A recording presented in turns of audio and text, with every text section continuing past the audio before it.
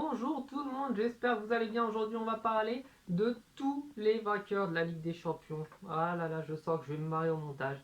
Donc, on va revenir sur la plus grande des compétitions européennes et je vais vous parler un petit peu, pas tous, des vainqueurs de cette compétition. La Ligue des Champions est créée en 1956 et entre 1956 et 1960, eh bien, seul le Real de Madrid va remporter la compétition en battant notamment 2 fois le Stade de Reims. Donc, n'hésitez pas à aller voir ma vidéo sur l'histoire du club de Reims. En 1961 et 1962, c'est le Benfica Lisbonne qui remporte la Ligue des Champions grâce à une défense, une véritable muraille. Haha, mur Portugal.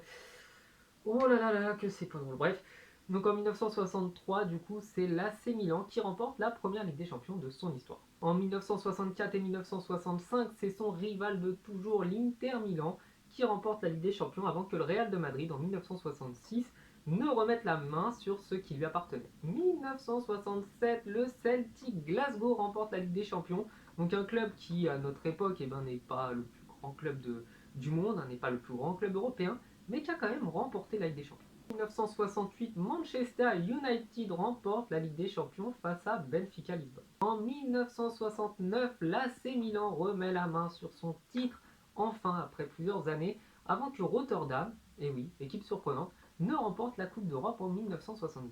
En 1971 et 1973, la domination de l'Ajax est totale, donc une Ajax qui malheureusement n'a pas remporté la Coupe d'Europe cette année, donc en 2019, mais qui était, je pense, bien, le plus proche depuis de très nombreuses années. Entre 1974 et 1976, bien 3 fois de suite, c'est le Bayern de Munich qui va remporter la Ligue des Champions, avant que Liverpool en 77 et 78 bien, ne la récupère 2 années de suite. Bien, c'est un club très peu connu, je dirais, Nottingham Forest, qui va remporter la Ligue des Champions donc en 1979 et 1980.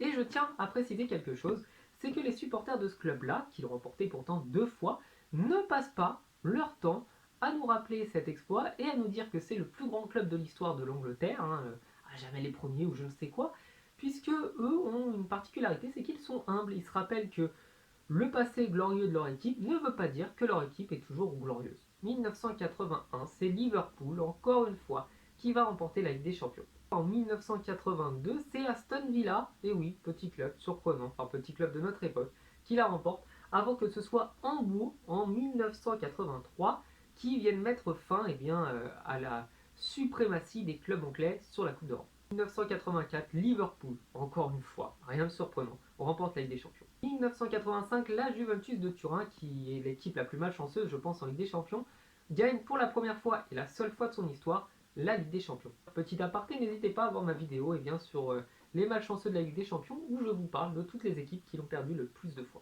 1986, c'est le Steaua Bucarest qui va remporter la Ligue des Champions. Donc c'est très étonnant quand on voit qu'à notre époque, ce club a quasiment totalement disparu. 1987, le FC Porto remporte la Ligue des Champions, donc une Ligue des Champions remportée quelques années plus tard par José Mourinho.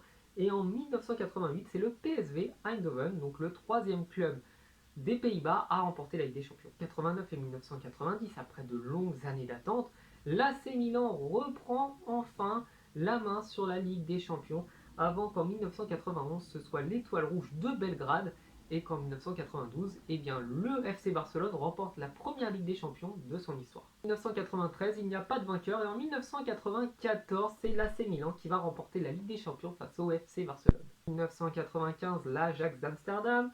En 1996, la Juventus de Turin remporte la Ligue des Champions, donc la deuxième de son histoire. Je me suis bourré, donc ne m'en voulez pas dans la vidéo. Et en 1997, c'est le Borussia Dortmund qui vient remporter la Coupe d'Europe. En 1998, c'est le Real de Madrid, avant qu'en 1999, ce soit Manchester United et que le Real, en 2000, pour fêter le nouveau millénaire, remporte une nouvelle Ligue des Champions. 2001, Bayern de Munich. 2002, le Real de Madrid, plus que jamais le plus grand club d'Europe, avant qu'en 2003, ce ne soit l'AC Milan. 2004, c'est Porto. En 2005, c'est Liverpool, avant qu'en 2006, le FC Barcelone remporte la deuxième Coupe d'Europe de son histoire. En 2007, c'est l'AC Milan qui vient se venger contre Liverpool de leur humiliante défaite des années précédentes, avant qu'en 2008, ce soit le Manchester United de Cristiano Ronaldo. En 2009, la plus grande année, je pense, du FC Barcelone, puisqu'ils vont remporter 6 titres, les 6 compétitions dans lesquelles ils étaient engagés, avant qu'en 2010, sur un hold-up total, eh bien, l'Inter de Milan de José Mourinho ne vienne prendre la Ligue des Champions. En 2011, nouvelle victoire du FC Barcelone, et en 2012, c'est Chelsea, là encore une fois, sur une victoire plus ou moins ignoble, je trouve que leur victoire est vraiment très laide.